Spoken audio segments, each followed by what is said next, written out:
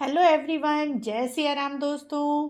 दोस्तों देव उठनी एकादशी पर देव बनाने के लिए हमने ये देखिए गेरू मिट्टी को घोल लिया है। गेरू मिट्टी से ही देव बनाए जाते हैं। ये मिट्टी आपको आसानी से ही जहाँ पर पूजा पाठ का सामान मिलता है पंसारी की दुकान से मिल जाएगी। उसके बाद या तो आप देव फर्श पर बना सकते हैं या फिर डायरेक्ट आप दीवार पर बना सकते हैं। यहाँ पर थोड़ा सा मैंने पेंसिल से ड्रॉ कर लिए थे ताकि हमारी सीधी सीधी लाइनें लगें।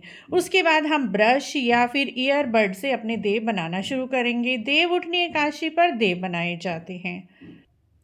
तो फ्रेंड्स, सबसे पहले हम देवों का घर बना लेंगे। तो देवों का घर बनाकर देव उसमें बिठाए जाते हैं। आज के दिन भगवान विष्णु जी 4 महीने की योग निद्रा से जागते हैं।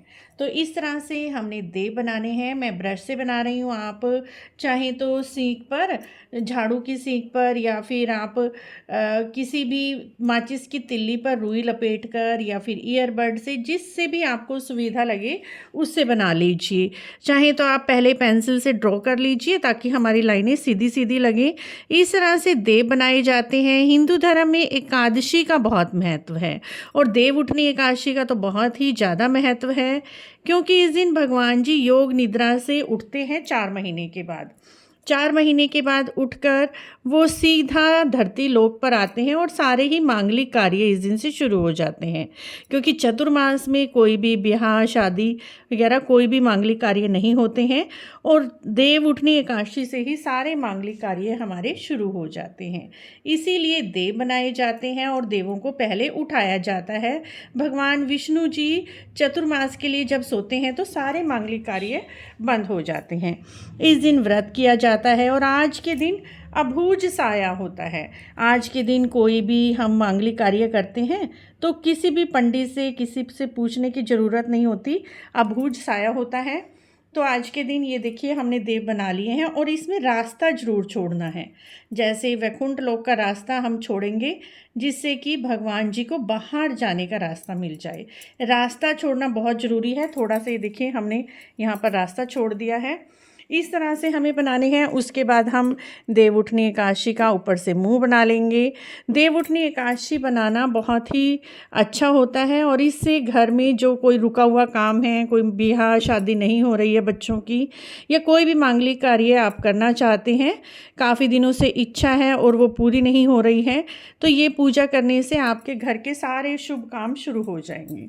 तो यहाँ पर हम देखिए इस तरह से मुंह बना लेंगे, नाक बना लेंगे और ये सब बना लेंगे। चित्र में जैसा भी आपको आता है वैसे ही बना लीजिए, इसमें कोई परफेक्शन की ज़रूरत नहीं है। और यहाँ पर ये देखिए हम थोड़ा सा और बना लेंगे। जैसा भी आपको आता है वैसा ही बना लीजिए। ये पूजा शाम के समय गोधूली बेला में ही की जाती है और गोधूली बेला में ही इस पूजा करने का महत्व है। ये काम आप जहाँ सुबह ही बनाकर रख लीजिए देव उठनी एकादशी, घर का काम वगैरह करने के बाद, और शाम के समय इसकी पूजा करनी होती है। देव उठाए जाते हैं शाम को गोधूली बेला में। तो इस तरह से इसके अंदर हम भगवान विष्णु जी बना लेंगे।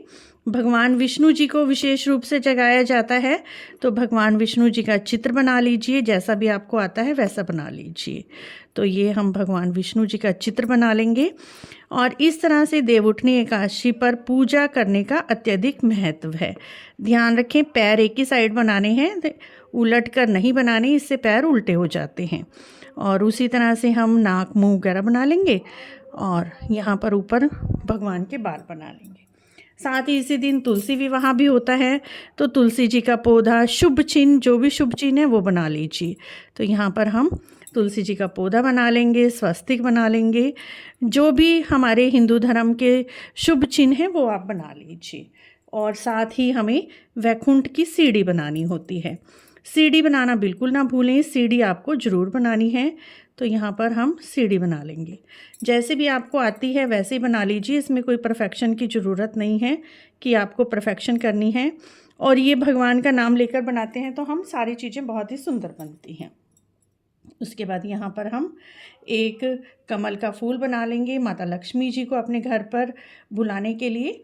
तो यहाँ पर एक छोटा सा मैंने कमल का फूल भी बना लिया है और साथ में ऊपर हम स्वस्तिक मांड लेंगे। जितने भी शुभ चिन्ह आप मांड सकते हैं वो बना लीजिए, जितने भी आते हैं आपको उतने हम बना लेंगे, क्योंकि स्वस्तिक भी बनाना बहुत ही शुभ रहता है। हर काम में स्वस्तिक का होना बहुत ज़रूरी है, तो दोनों साइड में स्वस्तिक बना लूँगी। इस तरह से फ्रेंड्स देवउठनी एकादशी पर पूजा की जाती है शाम के समय। इसको मांड कर थोड़ी देर ढक कर रख देते हैं हम देवउठनी एकादशी को। उसके बाद जितनी भी आप डेकोरेशन करना चाहते हैं उतनी कर लीजिए। जो भी डेकोरेशन आपको आती है उस हिसाब से हम कर लेंगे। तो मैं फटाफट आपको डेकोरेशन करके दिखाती हूँ। इसी दिन से हम सारे, इस दिन आप व्रत अवश्य रखें। अगर व्रत नहीं कर पा रहे हैं तो इस दिन प्याज लहसुन का प्रयोग तो बिल्कुल भी ना करें, और चावल तो एकादशी वाले दिन बिल्कुल ही नहीं खाए जाते। तो इन सब चीज़ों का ध्यान रखें। और देवउठनी एकादशी पर ही कथा भी सुने देवउठनी एकादशी की, एकादशी का व्रत करें। इसी दिन तुलसी जी का विवाह भी होता है। तुलसी जी का विवाह घर पर सरल विधि से आप कैसे कर सकते हैं, उसकी वीडियो भी हमारे चैनल पर है, आप वहां पर जाकर देख सकते हैं। नहीं तो आप मंदिरों में भी इस दिन हर मंदिर में देवउठनी एकादशी पर तुलसी जी का विवाह होता है, और कहीं में पूर्णिमा पर होता है। देवउठनी एकादशी से लेकर पूर्णिमा तक कभी भी विवाह कर सकते हैं। यदि आपको समय नहीं मिल रहा है तो ये मत सोचिए कि आप विवाह नहीं कर पाएंगे, आप कभी भी इस विवाह को कर सकते हैं देवउठनी एकादशी से लेकर कार्तिक पूर्णिमा तक। देखिए हमने बना ली है चित्र देवउठनी एकादशी का। उसके बाद हम यहाँ पर पैर भी बना देंगे, थोड़ी सी बाजू बना देंगे देवउठनी एकादशी की। तो इस तरह से जो भी आपको आते हैं उसी तरह से बना लीजिए, कोई इसमें ज़्यादा परफेक्शन की भी ज़रूरत नहीं है।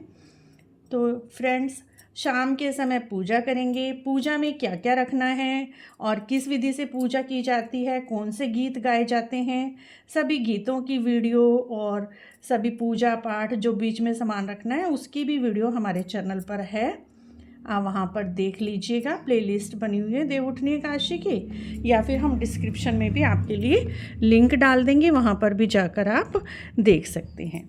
तो ये देखिए हमने छोटी सी अपनी एकादशी देवउठान एकादशी का चित्र बना लिया है। उसके बाद आप जितना भी इसे सजाना चाहें सजा लीजिए, वो आपके ऊपर है, जितना आप सजाना चाहते हैं उसी हिसाब से हम सजा लेंगे। और फ्रेंड्स इसी दिन आपको दीपदान भी जरूर करें। दीपदान का भी कार्तिक के महत्व बहुत ज़्यादा है। 365 बाती का पूरे वर्ष भर का दीपदान कर सकते हैं, क्योंकि कई बार हमारा दीप छूट जाता है, तो आप इकट्ठा ही 365 बाती का बना लीजिए। तुलसी की लकड़ी का दीपक बना लीजिए। आंवले के दीपक आप दान कर सकते हैं। आंवले के दीपक लास्ट के 5 दिन आप पंचभीकु दीपक कर सकते हैं।